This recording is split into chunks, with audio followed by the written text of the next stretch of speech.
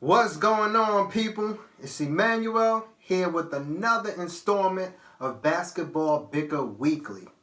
Now, we just wrapped up the final week of March, which means the NBA playoff month is right around the corner. Now, I know everyone is super excited for that. I am. But we're going to get right into it and take a look at the most trending topics of the past week around the league. Just last week, James Harden was considered the runaway MVP winner, and it wasn't even debatable. But that all changed this week when LeBron James was asked about the MVP trophy. LeBron said he would vote for himself.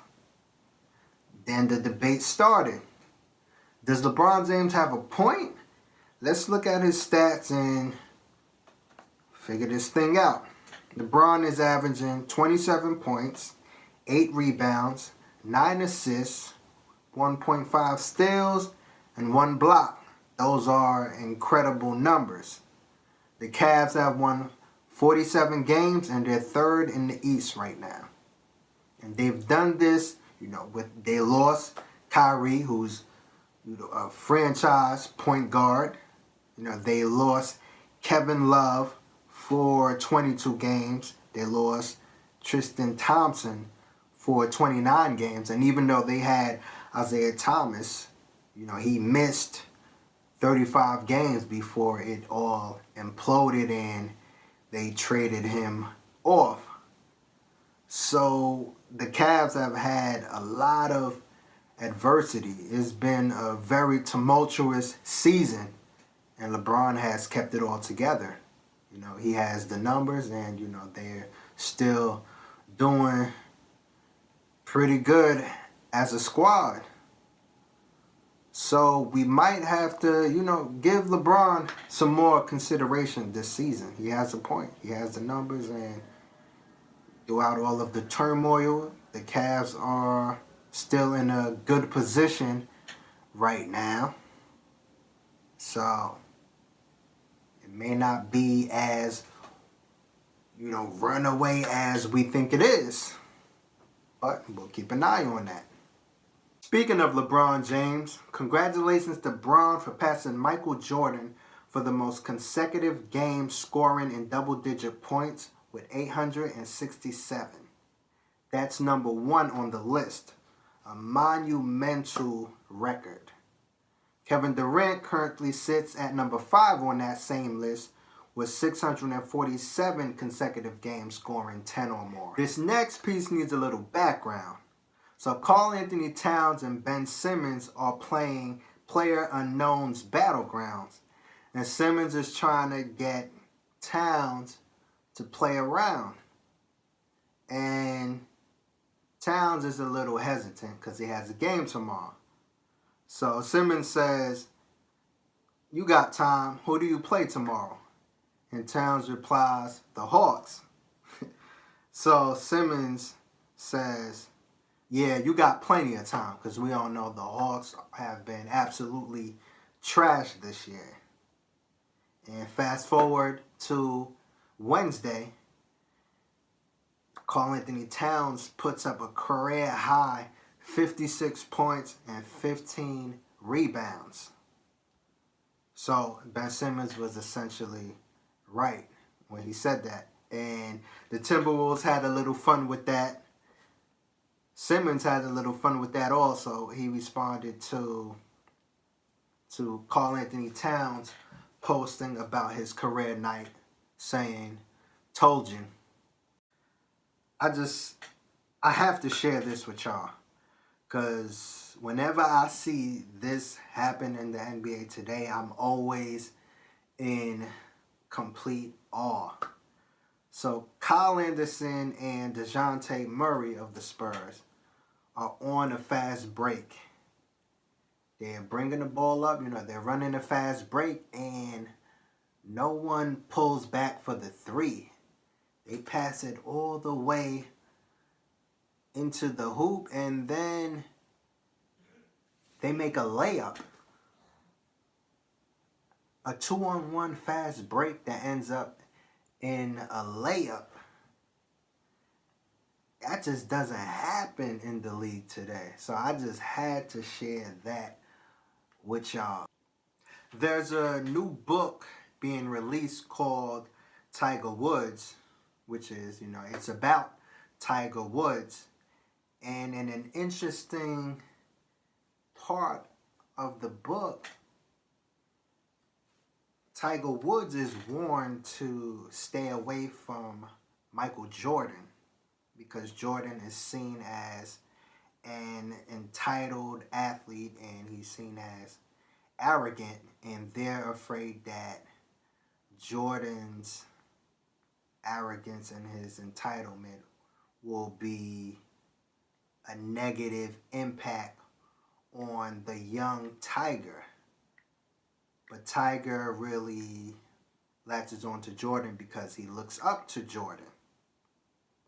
And the book essentially, it seems like from what I've read in these particular passages, it seems like the book, gives Jordan at least a little bit of blame in Tiger's eventual downfall.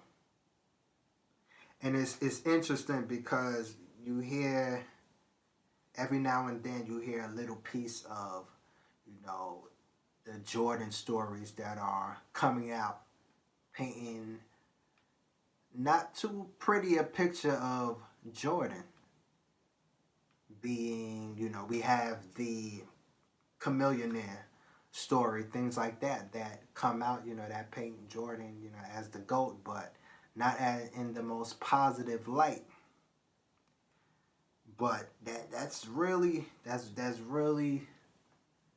hard for me to see that Jordan could even take any amount of blame in Tiger's downfall. That's a real stretch, and Tiger's people have responded saying that this book is just completely the accusation or whatever you want to call it is false. This information is strictly secondhand and hearsay.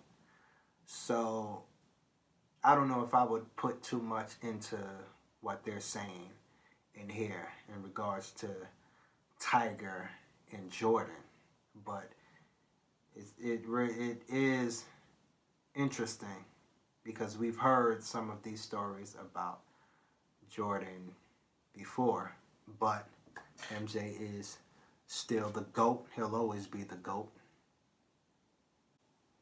There was a very scary moment during the Kings-Warriors game on Saturday night. Patrick McCaw was going up for a layup, and it seemed like Vince Carter was originally thinking of contesting the shot, but he saw that he had no chance to get to it, so he tried to slide out of the way. But as he was sliding, McCaw's knee or leg caught him on the shoulder, and McCaw ended up falling on his lower back. It was a scary fall, and he laid there in pain, not really moving for like 10 minutes, and he ended up being stretchered, with the neck brace on out of the arena. So it was really scary, but we're happy to know that all of the tests came back negative, so there's no serious damage, to him walking. He should be able to play again, of course, within the next season or sooner, depending on his rehab. But one thing that stood out was I was a little uncomfortable with Steve Kerr's reaction afterward, where he was really yelling, at Vince Carter, like Vince Carter did it on purpose. It was clearly incidental, It's just a freak accident. So, but Kerr's reaction, that it bothered me. It bothered me because that's the game of basketball. It wasn't a dirty play. It wasn't an intentional play. It was just something that happened. But overall, you know, we're just glad that McCaw is okay. His NBA career will continue. But this lets us know that this game, it can be a dangerous game. These guys, you know, they put it out on the line to entertain us. So we really appreciate these guys, you know, and we want them to be safe and healthy. Thank y'all for rocking with us once again. And whichever platform you're watching this on, please make sure to like the video and share the video. Now before we go, we're going to leave y'all with this gem of LeBron James tying his sneakers. We'll see y'all next week. I'm Emmanuel. Peace. Do it all except for tying his shoes. Come over the top. Are you serious? Tie them together. Loop it. Bring it back. Now loop it again. Bring it back. Oh my God. Over the top. That's loop it. terrible. And then loop it